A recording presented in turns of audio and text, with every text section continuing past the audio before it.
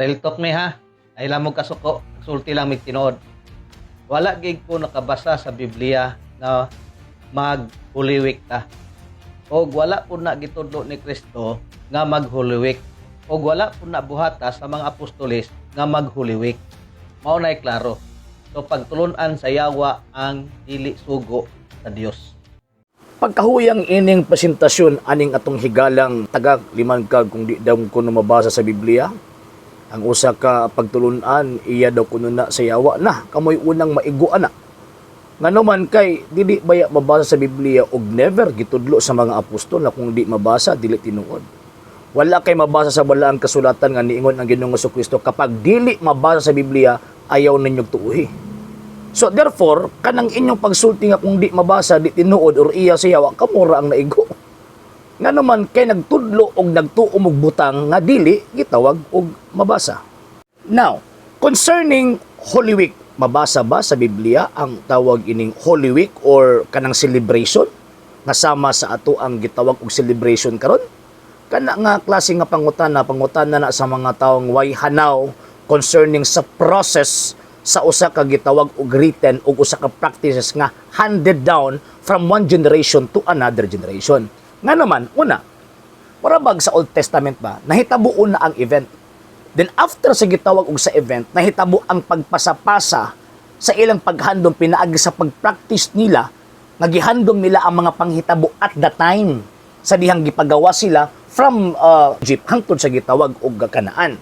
So buti pasabot ni ana, una ang event, then after ana kining oral tradition kanang gipasapasa lang ang mga practices, then after on that written.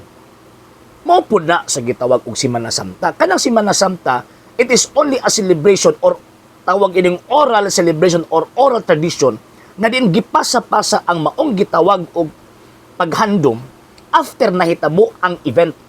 Ano sa man nahitabo ang event nga nagantos og namatay ang ato ang Ginoong Jesucristo?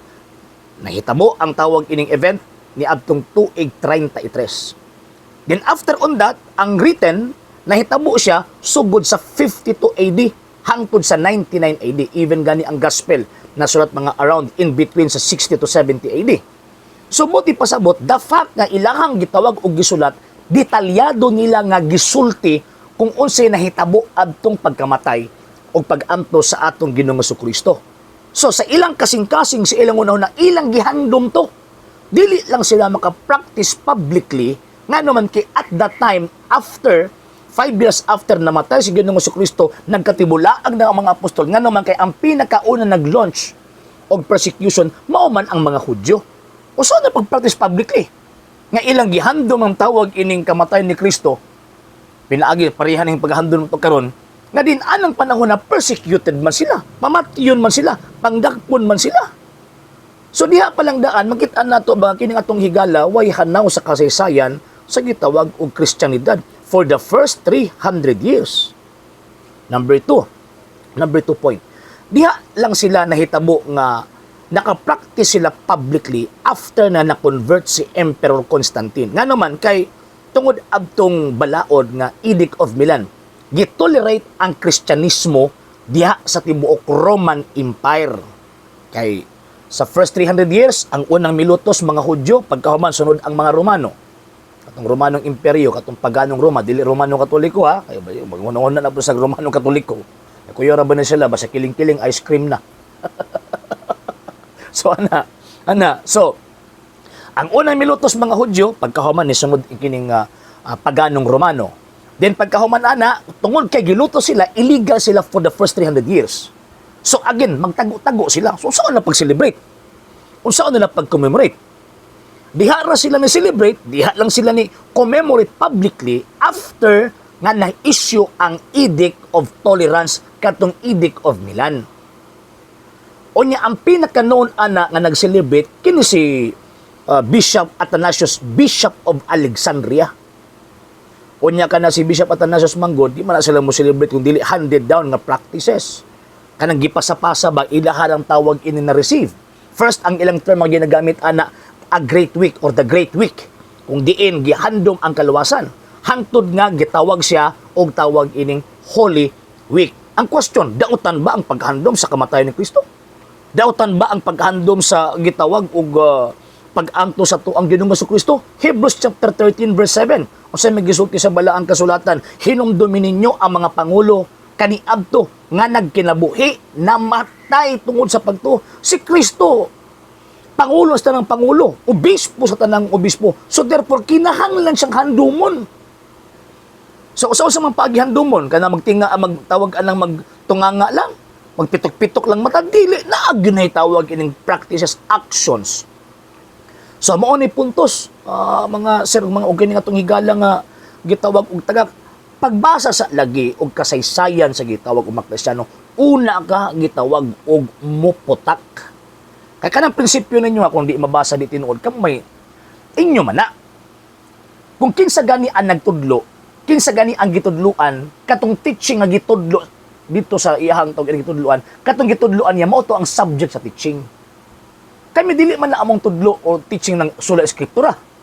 Kay among pagtulunan kanang gisulti sa balang kasulatan, nasulat o wala masulat kanang gitawag og tradisyon. So kanang inyong paingon nga di minuto kay di mabasa inyo na dili na amo. Pero again sa kunang ingon kamo ang unang naiguan na kay wala biya daghan biya kay mga practices mo nga wa sa Biblia. Kaya din paghandom niyo sa birthday sa inyong mga founders, even gani katong palpak nga si William Miller gihandom pa na ninyo iyang birthday. Kana palang daan di man na mabasa sa Biblia asa sa Biblia na be. Nga tawag ining nisulti ang Kristo ug mga apostol nga paghandom mo sa mga birthday aning mga Amerikanong founder ninyo. Asa pod sa Biblia nga niingon si Ginoong Kristo nga hala sa 19th century diha mo magpasakop sa Seventh Adventist. Wala oy. Wala og wa pod ba sa Biblia nga magpasakop sa mga pastor yung Seventh Adventist? Wala gyud. Wala. So ang prinsipyo nga kung di mabasa di tinuod og si bisan kinsa magtudlo og maghilihok, magpractice sa butang gitawag og dili mabasa, iya sa yawa kamo ang unang naigo kay nagatuo mo, nagapractice mo og mga butang nga dili mabasa sa Biblia, wa gitudlo sa mga apostol ug wa gitudlo ni Ginoong Kristo. May paning Holy Week kinaapay implicit presentation concerning sa gitawag og celebration. Bangag ra gyud kayang motuo sa inyo ha, ano? Bangag ra gyud kayang motuo sa inyo ha. Muna nga mingon nga tawag ining di mabasa di tinuod nga na magamit din na as tawag ining primary evidence kanang pag-ingon nga di mabasa. Bisan gani kanang term nga di makita, dili man sa magamit as primary evidence. Taga imig supporting evidence nga maghatag og dakong pruweba nga tama na ang inyong interpretation. Pero sa ako nang giingon, bisan pagwa gitudlo explicitly pero implied masabta nato nga ang mga apostol kaniadto gihandom nila ang pagkatao, pag-ampos, pagkamatay ni Ginoong Kristo. So apila din ha ang gitawag og Holy Week. Iyang problema di mo kasabot ana kay sulpot lamang gud mo. Ipangtukod lamang gud mga Amerikano. So unsaon nyo pagsabot sa mga butang nga wa pa mo? Di ba? Di ba? Oh, unsaon nyo pagsabot sa butang nga wala pa mo existence ana nga panahon. Ang Iglesia Katolika nagalihok, nagabuhat niya nga naman kay siya ang naging-uban kang Kristo ug sa mga apostol sa una, ikaduha, ikatulo hangtod karong gitawag og panahon na. Wala nga di gyud mo kasabot bisag kung saan mo pagpasabot. Okay? Sa hindi pa po nakapag-follow sa mga pages po natin, i-follow niyo po yung mga pages po natin, RJ Horolanciano II, TV Apolia Punto Argumento page, Kuya Apologies TV page, and RJ's Vlog 2022. And pwede rin po kayo mag-send po dyan ng Facebook stars. And also, sa ating po mga channels, sa hindi po nakapag-subscribe, subscribe po ninyo yung mga channels natin, Dalay Catholic, Apologies International Official, RJ Sano II TV, Kuya Apologies TV, and Barrio Kawayan Religious Forum. And pwede rin po kayo mag-send po dyan ng super sticker, super chats, and super thanks. And maraming salamat po sa mga kapatid ko mga Katoliko na ulis pong tumutulong sa programa po natin. Maraming salamat po. Nang dahil po sa tulong at suporta po ninyo, ang programa pong ito, until now, andito pa rin po sa social media. And until now din po, nangangailangan pa rin po tayo sa tulong at suporta po ninyo dahil wala po kami magagawa rito mga sir, mga ma'am, kung wala po yung tulong at suporta po ninyo. Sa gusto pong tumulong, sa gusto pong sumuporta, pwede po ninyong ipadala ang tulong at suporta po ninyo sa pamamagitan po ng ating mga account numbers dyan po sa ating pong screen. And pwede nyo po kaming i-message sa ating pong page kung via remittance po yung papadala po ninyo. Maraming salamat po in advance.